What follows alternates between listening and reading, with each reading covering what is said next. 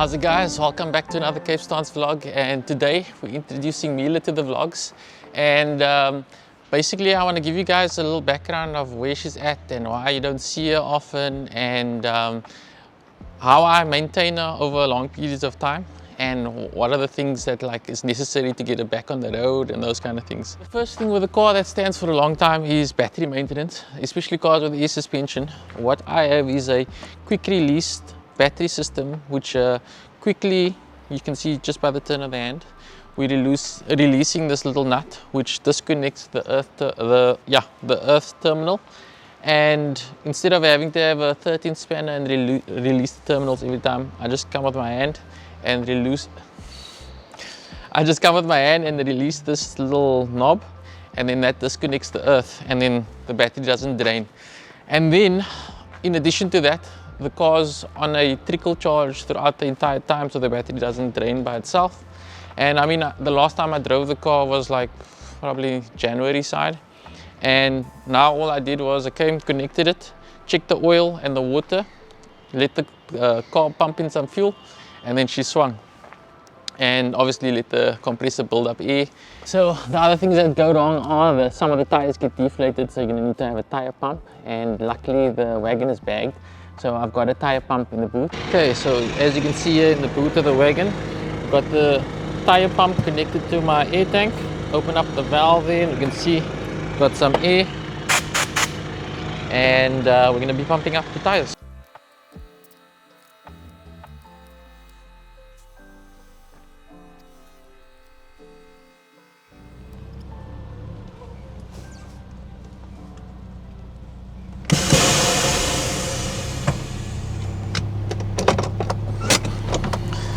Okay, so guys, we're out here at Seapoint, and I'll start my little walkthrough of Mila. Ah, thank you. What is it? It's a Mercedes. Nobody is it, but sorry, I'm Alberto. Alright, Tariq. Hi, what's your name? Tariq. Tariq, nice Yes. to meet you. From Like- what year? 1975. Good Lord, I don't think I ever seen one. No, you must have, man.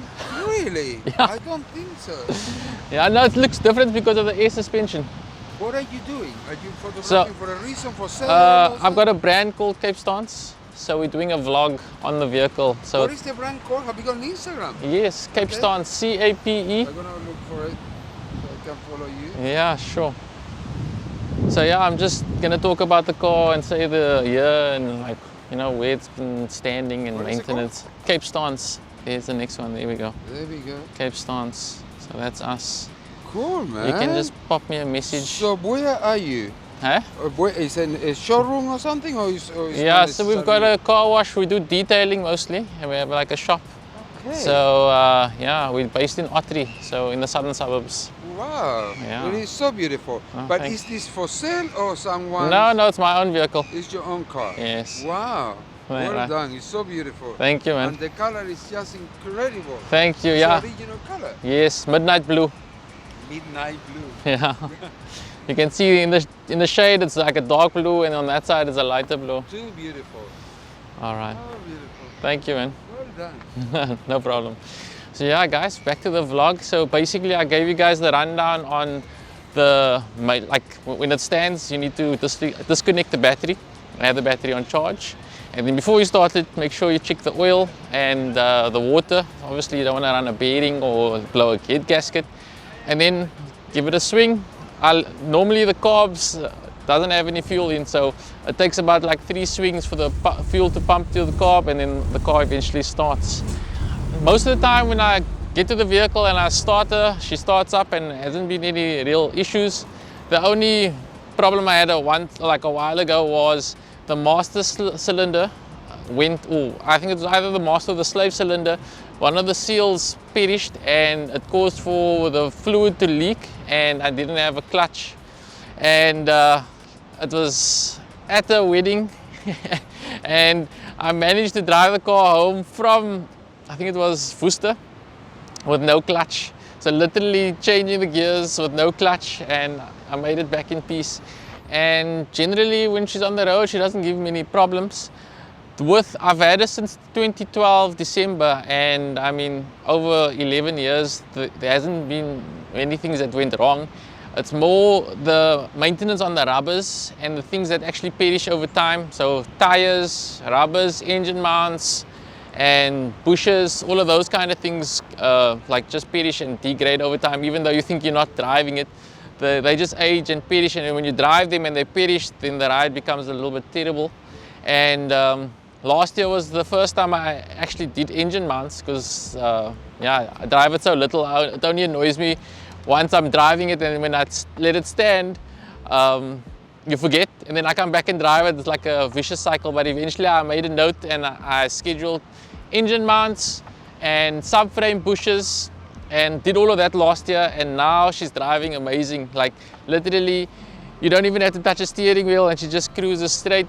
The exhaust, that was one of the things that used to break when I used to drive the car head out and scrape through the manifold. All of those holes in the exhaust are also closed up, and all around she's sounding like an OEM Mercedes, driving like an OEM Mercedes. And obviously when you park it and you air out, it doesn't look like an OEM one, it looks even better.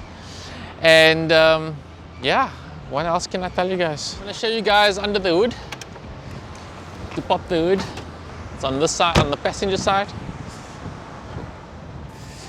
Okay, there we go. So everything is still original under the engine and still has the Stromberg carb, and I try and keep everything as it was when it was original, because yeah, like that's just a part of preserving it. So one of the things I was planning on doing was polishing up the tappet cover and make all the metal bits, you know, nice and shiny, but I thought everything's running nice and smoothly, let's not disturb all of it and get into that wormhole. And yeah, so I just left everything original, just make sure everything is nice and fresh. During the 11 years of owning it, I only had to recon the head once, and that was only because it was spluttering a little bit of oil out of the exhaust, and it was on the recommendation of the mechanic. But after that, I never had to do any other, you know, serious mechanical maintenance. And yeah, let's get to the exterior. Hello. 75. That's very old now. Yeah. My late aunt here, she was very mischievous. She never had children. And Yeah. she had Did she have one of these? No, she had a Cortina. Oh, The nice. first Cortinas when they were Yeah, launched. Mark 1. And then they got to stage they don't pay, they didn't have to pay Pay for the license. and all that. And the uncle got a Jaguar. But it was even longer. Yeah, I than know. this. Yeah, Okay. massive. And beautifully kept as well. You know? Sweet little old lady.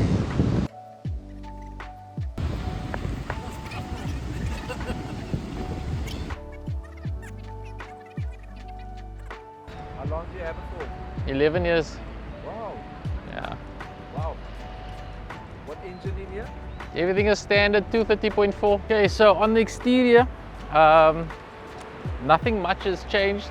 The only noticeable changes were I have the Stinger exhaust pipe, and obviously the OZ Racing wheels.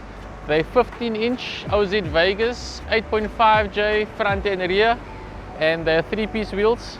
And I'm not sure if they were made for Mercedes, but it came off a Mercedes in Joburg, and the center bore fit exactly over the center bore of these of the Mercedes. And on these old Mercedes, there's like a massive center bore in front, so it's not easy for guys to get wheels for these cars. And yeah, I was lucky enough to get a set from my good friend Zubair Sayed, who is the one that actually sold me the car as well. And we sent the wheels down from Joburg, fitted into the car, and they've been on the car probably like 10 years now. And I think it's time now. I've got 2 sets of wheels. I've got a set of stock 15-inch wheels that I'm going to show you guys at the end of the vlog. Those just like a winter wheel. And then at the end of the year for OTF, I'm going to be fitting the 17s, which are 17-inch BBS RSs. And yeah, like I said, the problem with the center bore being so big, the RSs don't fit directly. Otherwise they would have been on so like a long time ago. And I'm busy looking for a guy that does adapters and spacers, and I found 2 of them. So I've actually tried before, but the previous guy manufactured them so poorly that all the studs were like coming out skew, and I just actually didn't even bother fitting them. So I'm going to try again, and hopefully by OTF the RSs will be on Mila. Okay guys, so on the interior, whoopsie, there is only like, what have I done? The steering wheel, the gear knob, and the rear window blinds. Everything else I've kept original.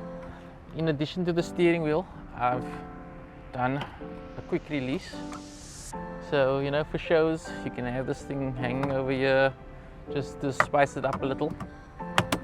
And it's got a Nardi, let's see if I take it off here, Nardi gear knob to match the Nardi steering wheel, wood grain, and also the air gauges. So I made a little old school gauge console there, and that's the rear window blinds fitted by Wazir from Cape Mud Flaps and Blinds. So in the boot setup, nothing fancy, dual compressors, 20-litre tank, still the old school cast iron tanks, just a little hard line setup from the compressors.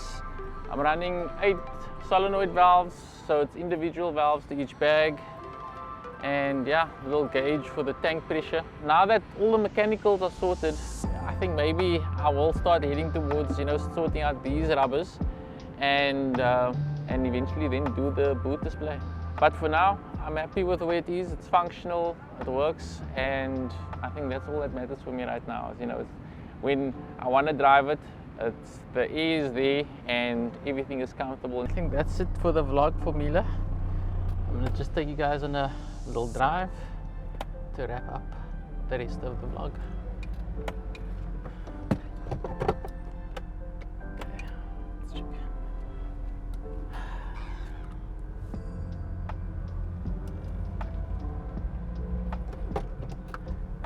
So as you can hear, nice and silent. 2 compressors are running at the back. They're in the enclosed boot, so they don't really disturb you as much in the cabin. And you know, that's how it should be in a Mercedes. You want to have that class and just nice and easy.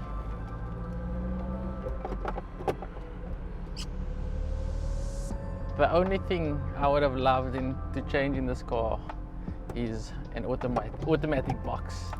That's like, that was my one thing that I was like second guessing if I should buy this car or not.